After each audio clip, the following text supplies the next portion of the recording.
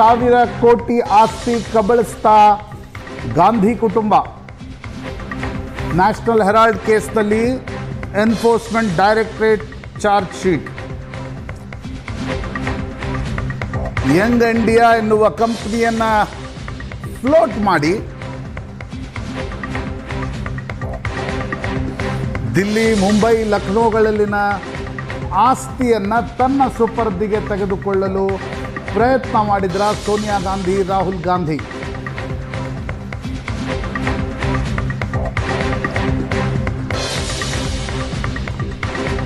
ಗಾಂಧಿ ಕುಟುಂಬದ ಅಳಿಯ ರಾಬರ್ಟ್ ವಾಡ್ರಾ ವಿರುದ್ಧ ಕೂಡ ಇಡಿ ವಿಚಾರಣೆ. ರಾಬರ್ಟ್ ವಾಡ್ರಾ ವಿರುದ್ಧ ಇಡಿಯಿಂದ 3 ಭೂ ಆಕ್ರಮಣದ ಪ್ರಕರಣಗಳು.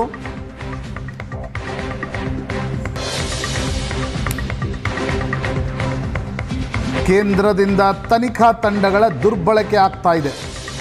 ಕಾಂಗ್ರೆಸ್ನ ಆಕ್ರೋಶ. ಮೋದಿ ಸರ್ಕಾರದ ವಿರುದ್ಧ ಬೀದಿಗಿಳಿದ ಕಾಂಗ್ರೆಸ್ ಕಾರ್ಯಕರ್ತರು ಇಡಿ ಆಸ್ತಿಯನ್ನ ಮುಟ್ಟುಗೋಲು ಹಾಕಿಕೊಳ್ತಾ ಇರೋದು ದುರುದ್ದೇಶಪೂರಿತ, ವಿಚ್ ಹಂಟ್ ಅಂತಿದ್ದಾರೆ ಕಾಂಗ್ರೆಸ್ನ ನಾಯಕರು. ಸೋನಿಯಾ ಮತ್ತು ರಾಹುಲ್ ಗಾಂಧಿ ವಿರುದ್ಧ ಚಾರ್ಜ್ ಶೀಟ್ ಸಲ್ಲಿಕೆ, ರಾಬರ್ಟ್ ವಾಡ್ರಾ ವಿರುದ್ಧ ಇಡಿ ವಿಚಾರಣೆಗೆ ಕಾಂಗ್ರೆಸ್ನ ಆಕ್ರೋಶ. ನಾನು ಬಿಜೆಪಿ ಸೇರಿದರೆ ಇವರೆಲ್ಲ ಕ್ಲೀನ್ ಚಿಟ್ ಕೊಡ್ತಾರೆ, ರಾಬರ್ಟ್ ವಾಡ್ರಾ ಹೇಳಿಕೆ. ಮೋದಿ ಸರ್ಕಾರದಿಂದ ದ್ವೇಷದ ರಾಜಕಾರಣ ನಡೀತಾ ಇದೆ.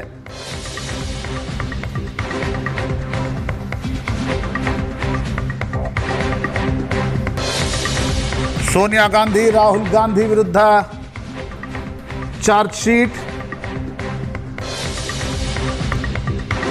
ನ್ಯಾಷನಲ್ ಹೆರಾಲ್ಡ್ ಪ್ರಕರಣದಲ್ಲಿ ಇಡಿಯ ಚಾರ್ಜ್ ಶೀಟ್ನಿಂದ ಸಂಕಷ್ಟದಲ್ಲಿ ಸಿಲುಕಿದ್ರ ಸೋನಿಯಾ ಮತ್ತು ರಾಹುಲ್ ಗಾಂಧಿ. खुद बता रहा हूं, अगर आज मैं बीजेपी में जाता हूं, ये सारी कार्रवाई खत्म हो जाएगी. ये जो इनका वॉशरूम या कहते हैं जैसे साफ हो जाएगा सब कुछ, ये जो भी है हो जाएगा. पर मैं निडर हूं, खुद बता रहा हूं, अगर आज मैं बीजेपी में जाता हूं, ये सारी कार्रवाई खत्म हो जाएगी. ये जो इनका वॉशरूम या कहते हैं जैसे साफ हो जाएगा सब कुछ, ये जो भी है हो जाएगा. पर अपराध का समय, अपराध की जगह, लेन देन का अपराध के बारे में सारी जानकारियां ईडी ने फैक्ट्स एंड फिगर्स के साथ अपनी चार्जशीट में रखी है. और ये कांग्रेस का क्राइम है. This is a Congress model of corruption where a weekly newspaper is getting much more amount than the daily newspapers and a paper which is not even published at times. ये ATM बनकर रह गया Congress party के लिए. क्या national Herald Congress party का ATM हो गया, जहां के कांग्रेस के अलग अलग राज्यों की सरकारें उसमें पैसा डाल रही हैं और टैक्स पेयर का पैसा है. राज्य की सरकारें किस आधार पर विज्ञापन उनको दे रहे हैं? एक तो वो भी ನರೇಂದ್ರ ಮೋದಿ ಅವರಿಗೆ ರಾಹುಲ್ ಗಾಂಧಿ ಮತ್ತೆ ಸೋನಿಯಾ ಗಾಂಧಿ ಕಂಡ್ರೆ ಹೆದರಿಕೆ. ಅದಕ್ಕೋಸ್ಕರ ನೇರವಾಗಿ ಎದುರಿಸಲಿಕ್ಕೆ ಆಗಲ್ಲ ಅವರಿಗೆ. ಅದಕ್ಕೋಸ್ಕರ ಈ ಇಡಿ ಐಟಿಗಳನ್ನ ಮುಂದಿಟ್ಕೊಂಡು ಹೆದರ್ಸ್ತಾರೆ.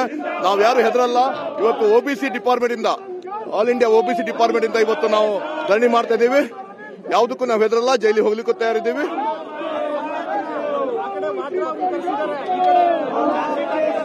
ಏನ್ ಅದನ್ನ ನಮ್ಗೆ ಹೆದರ್ಸ್ಲಿಕ್ಕೋಸ್ಕರ ಮಾಡ್ತಿದ್ದಾರೆ. ಜೈಲಿಗೆ ಹೋಗ್ಲಿ, ನಾವು ಜೈಲಿಗೆ ಹೋಗ್ಲಿ ತಯಾರಿದ್ದೀವಿ. ನಮ್ಮನ್ನ ಜೈಲಿಗೆ ಹಾಕ್ಲಿ, ಅವ್ರಿಗಿಂತ ಮೊದಲು ನಮ್ಮನ್ನ ಜೈಲಿಗೆ ಹಾಕ್ಲಿ ಅವರು. ಅಷ್ಟೇ. ಅದೇ ಬಿಹಾರ್ ಚುನಾವಣೆಗೋಸ್ಕರ ಇವೆಲ್ಲ ನಾಟಕ ಮಾಡ್ತಾರೆ. ಅಂದ್ರೆ ತಾವು ಸಾಚಾ ಅಂತ ತೋರಿಸ್ಲಿಕ್ಕೆ ಅಂಬಾನಿಗೆ ಮತ್ತೆ ಅದಾನಿಗೆ ಕೊಟ್ಟಿದಾರ ಬೆನಿಫಿಟ್ ಗಳನ್ನ ಇವತ್ತು ತೋರಿಸ್ಲಿಕ್ಕೋಸ್ಕರ ಮಾಡ್ಲಿಕ್ಕೆ ಅಷ್ಟೇ. ಮುಚ್ಚಲಿಕ್ಕೋಸ್ಕರ, ತಮ್ಮ ವೈಫಲ್ಯವನ್ನು ಮುಚ್ಚಲಿಕ್ಕೋಸ್ಕರ ಅವ್ರು ಮಾಡ್ತಾ ಇದ್ದಾರೆ. ಮೋದಿಯವರು ಅಂಬಾನಿ ಅದಾನಿಗಳಿಗೆ ಸಹಾಯ ಮಾಡ್ತಾ ಇದ್ದೀರಿ ಅಂತ ಕೇಳಿದ್ರೆ ನಮ್ಮ ಮೇಲೆ ಕೇಸ್ ಹಾಕೋದು, ಇಡಿ ಉಪಯೋಗಿಸೋದು, ಸಿಬಿಐ ಉಪಯೋಗಿಸೋದು, ಇನ್ಕಮ್ ಟ್ಯಾಕ್ಸ್ನವ್ರು ಉಪಯೋಗಿಸೋದು. ಈ ತರ ನಾನು ಯಾವಾಗಲೂ ಕೂಡ ನನ್ನ ರಾಜಕೀಯ ಜೀವನದಲ್ಲಿ ಯಾರು ನೋಡಿರ್ಲಿಲ್ಲ. ಯಾರು ಕೇಂದ್ರ ಸರ್ಕಾರವನ್ನು ವಿರೋಧ ಮಾಡ್ತಾರೆ ಅವರೆಲ್ಲರ ಮೇಲೂ ಕೇಸ್ ಹಾಕ್ತಿರಲ್ಲ. ನಾಚಿಕೆ ಆಗಲ್ಲ ನಿಮ್ಗೆ? ರಾಹುಲ್ ಗಾಂಧಿ ಏನ್ ತಪ್ಪು ಮಾಡಿದ್ರು? ಸೋನಿಯಾ ಗಾಂಧಿ ಏನ್ ತಪ್ಪು ಮಾಡಿದ್ರು? ನ್ಯಾಷನಲ್ ಹೆರಾಲ್ಡ್ ಪತ್ರಿಕೆಯಲ್ಲಿ ಏನ್ ತಪ್ಪು ಮಾಡಿದ್ರು? ಅದರಲ್ಲಿ ಚಾರ್ಜ್ ಶೀಟ್ ಹಾಕಿದಿರಲ್ಲ. ಇಡಿ ಅವರು ಚಾರ್ಜ್ ಶೀಟ್ ಹಾಕಿದಿರಲ್ಲ. ಅದಕ್ಕೆ ಹೋರಾಟ ಮಾಡಬೇಕೋ ಬೇಡ ನಾವು? ಕೇಂದ್ರ ಸರ್ಕಾರ ಇತ್ತೀಚೆಗೆ ಪೆಟ್ರೋಲ್ ಮೇಲೆ ಬೆಲೆ ಏರಿಕೆಯನ್ನು ಮಾಡಿದೆ. ಡೀಸೆಲ್ ಮೇಲೆ ಬೆಲೆ ಏರಿಕೆಯನ್ನು ಮಾಡಿದೆ, ಗ್ಯಾಸ್ ಬೆಲೆ ಏರಿಕೆಯನ್ನು ಮಾಡಿದೆ. ಅಧಿಕಾರಕ್ಕೆ ಬಂದಂದಿನಿಂದ ಕಳೆದ 11 ವರ್ಷಗಳಲ್ಲಿ 2 ರೂಪಾಯಿ ಪೆಟ್ರೋಲ್ ಮೇಲೆ ಏರಿಸಿದ್ರೆ, 50 ರೂಪಾಯಿ ಗ್ಯಾಸ್ ಬೆಲೆ ಏರಿಕೆ ಮಾಡಿದ್ರೆ ಎಷ್ಟು ದುಡ್ಡನ್ನ ಸಾರ್ವಜನಿಕರ ಜೇಬಿನಿಂದ ಕಿತ್ಕೊಳ್ತಾ ಇದ್ದಾರೆ ಕೇಂದ್ರ ಸರ್ಕಾರದವರು.